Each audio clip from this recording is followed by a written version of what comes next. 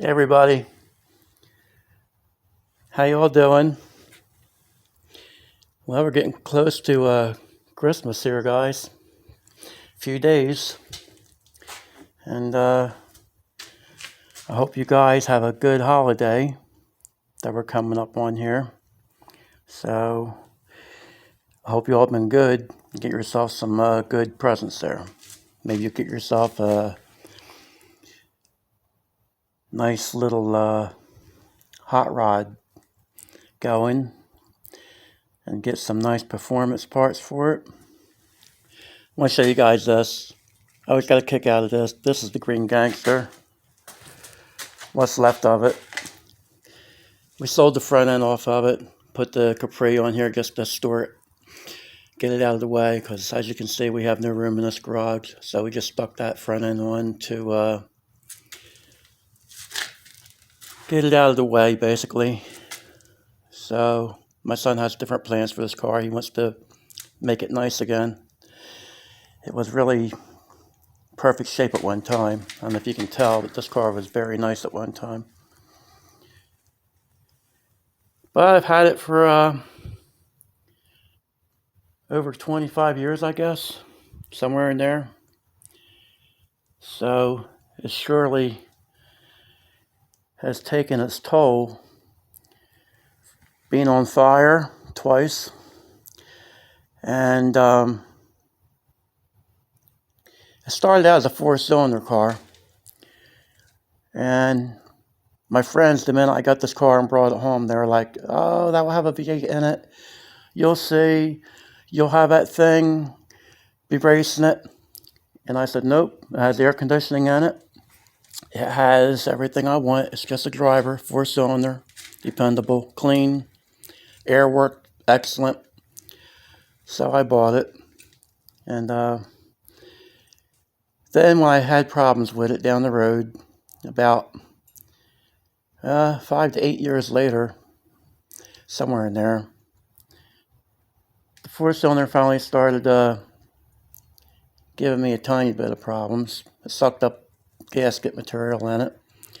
So we cleaned that out, and it still ran fine after that. But then the trans went out of it twice. Well, if I'm going to put a transmission in something, I'm going to do it in something that makes power. I'm not going to have a car that's economy car, and I'm putting transmissions in something that's underpowered. So the V8 finally went in it, and so it was born. Had a low compression V8 out of Lincoln, the first engine, and it ran okay, but it wasn't nothing to write home about. But here I show you guys this car real quick. It's all apart. My son wants to redo it, put all new seats in it. He bought seats, and they're actually outside, and he was going to have them all redone, but I think he's better off just taking a different approach, because what it costs to reupholster stock seats is insane what they want for stuff. I can't see putting $1,000 in a pair of stock seats, maybe more. That was a while back to do the seat, what they wanted for it, when we got the price on that. That was probably 5 years ago, maybe longer. And that's a friend of mine. So I just thought I'd tell you guys that because they're the prices of things out there. Guys getting stuff reupholstered and things like that. But I thought I'd show you guys this car for a minute, because it's back to where we talk about what can you do to make something fast. Well, my son upgraded the rear, so it has good axles, has a good rear in it, has good suspension in it. I never really did a video too much like this. So anybody doing a car, you're going to want to start with the suspension. And, well, you're not going to see too good under there. There's no light. Let me see if I can get a light under here, guys. But the thing is, if you have the right amount of parts in a vehicle, still can't see too good, guys. I'm out of cord here, of course. When you try to do something for the channel, that's how it has to go. But anyway, guys, it's a good suspension under the car. He spent the money into a good suspension, and the rest of it is just a plain, ordinary car, except for a bolt-in roll cage that he had to have because he started going to times with it where they were throwing them off the track. So didn't really want a cage in here, but that we had to have that. And when you start going 130 mile an hour or over 100 mile an hour, if you were to flip one of these cars, it's not going to be a good thing. So keep that in mind, guys. If you're worried about having a street car and you think, well, I only go to the track once in a while with it,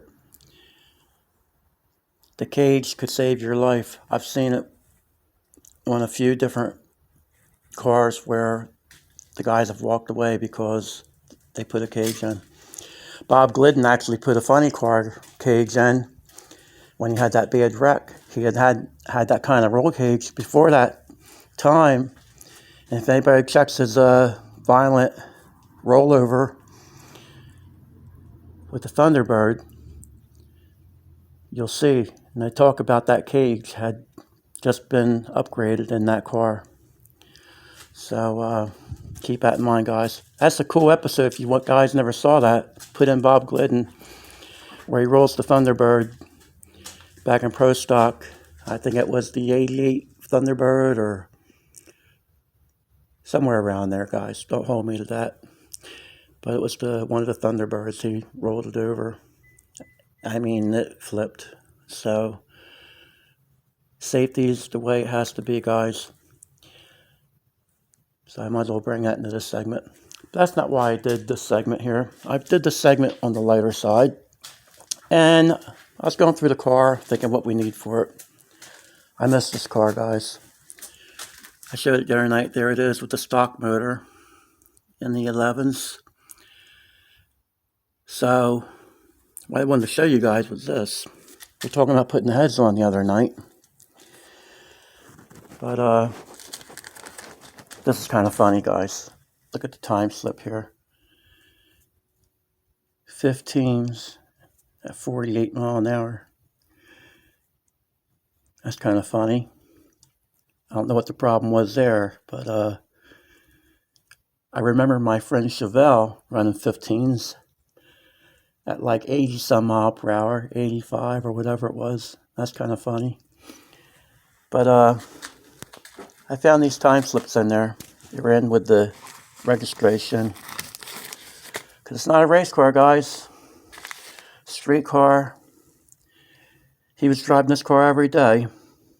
So that's the difference between guys that want to bring a weekend warrior and guys that want to bring a real daily driven car. My son drove that car everywhere. So drove it to work. There for a while it was his only transportation. But look at this, guys. Stock engine. And I believe this is with the heads ported. And I believe there's one here somewhere without the heads ported. But if I remember right, without the heads ported, I think the car's been a 1040.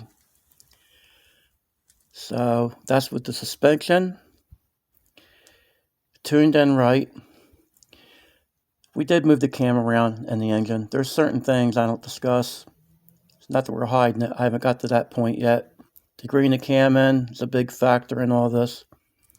We'll degree it advance on certain combinations. We'll retard on other combinations, depending on what we're doing. If it's going to be on the bottle, we'll do it one way. If it's going to be naturally aspirated, we'll do it the other way. So I just wanted to share that with you guys. But there's that time slip. And then there's that time slip. Kind of funny when you look at them. You look at one right here, 10-1 at 136. Then you have this one, a 10-1, 3-1, 128. And then 1036 at 119. So I don't know if he's on the brakes there, bottle ran out, or what. And then there's this one here, 10-0, 46, 128, 90. I wish my son was here because he would tell me what all these numbers, all these times rather, what they were, if they were with the ported heads or without the ported heads. I think I had ported heads on at this time. I'll do a follow-up segment on it, but I just wanted to bring this by you guys and just do a little lighter minute here, fellas. I was around here trying to look at all the mess out here we have to clean up, and we started doing some of that. We always start it and we finish it, then it goes right back to how it always looks in here. So, but I wanted to bring that by you guys and show you that. It's kind of neat to look back. And what's really funny, fellas, is when you're trying to do this and you're trying to get there, it's not fun. After you do it, it's kind of like no big deal. And then when you look back on it, you're thinking, wow, we actually pulled that off. So I'm hoping this might help somebody that's trying to go fast, wondering what to do, and thinking that their car will never see the time that they want it to see. Well, I'm here to tell you guys, if you hammer at it, you'll get to where you want to go. You will get there. All you have to do is not give up. And sometimes it's a hard situation. My friend had a car, 302. He was going every direction with that. Too many directions. First he had a blower on it. He kept hurting motors with that. Then he tried it with nitrous. Kept hurting motors with it. He finally switched to a Windsor base engine. He told me, he goes, if this motor here doesn't do what I want it to do, and if it blows up, I'm done. He was actually going to give up, guys. That engine wound up being his best engine. That engine, he had somebody put together. It was 392 and naturally aspirated. That car, full weight, was running in the 10s. I think it went like 1070s if I remember right. But it was a mild build. Had Victor Jr. heads.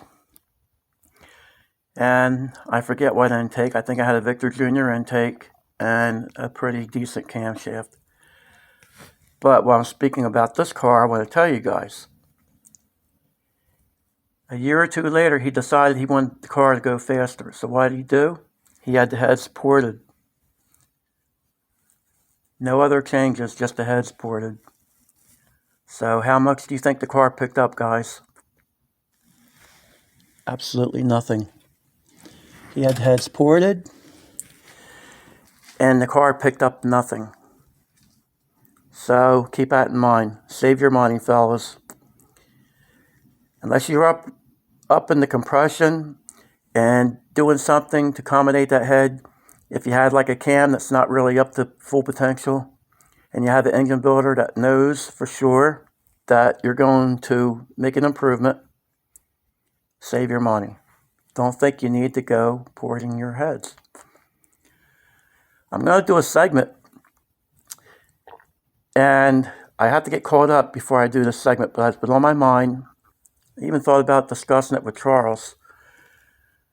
Doing a 302 head with just the bad areas done, not porting it, and seeing how fast the car will go, or how much power it would make on the dyno, which I'm not really a dyno guy, but just to show a comparison, that would be okay. But that's one of the things I have planned in the future. I want to try to show people what they can get without even porting the heads, just doing the bad areas. I've never done that before, but I'd like to have a little fun with that. It'd be on the light side. It's nothing extreme, just a good cleanup and a comparison. So I want to try to do that in the future for you guys that maybe wonder, if you did this much, what would you gain? And basically to prove something to myself, because I'm always hogging stuff out. I've noticed on a few times I've done heads, I think if I went the opposite way, it would pick up. But it's hard for me because I'm always doing heads that already are small in the first place and are already closed off, pinched off so bad on stock castings that it's kind of hard for me not to pour them out and do more to them sometimes than what they really need. So I thought I'd just run that by you guys.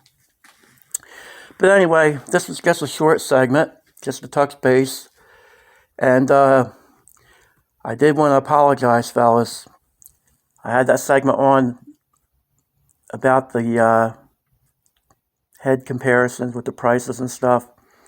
In that segment, one of the cars I mentioned, I think it was the first car I mentioned, I said I had AFR 265 heads. They were 165, fellas. I make too many mistakes on these segments, guys. I'm sorry about that. One thing I don't want to do is tell somebody something and have it be misleading. And that's a very misleading thing. I don't even know if they made a 265 small block. I believe that's actually a Chevrolet type head. I mess with a lot of stuff, so I'm not sure off the top of my head. I'm not sure of my own name half the time, guys. But I just want to apologize for that. But I do want to tell you fellas one more time, I appreciate you guys checking me out. And we have more subscribers, fellas, coming on board with this channel. And I want to thank you, fellas. So I always want to take the time to do that. So thank you, fellas. And I appreciate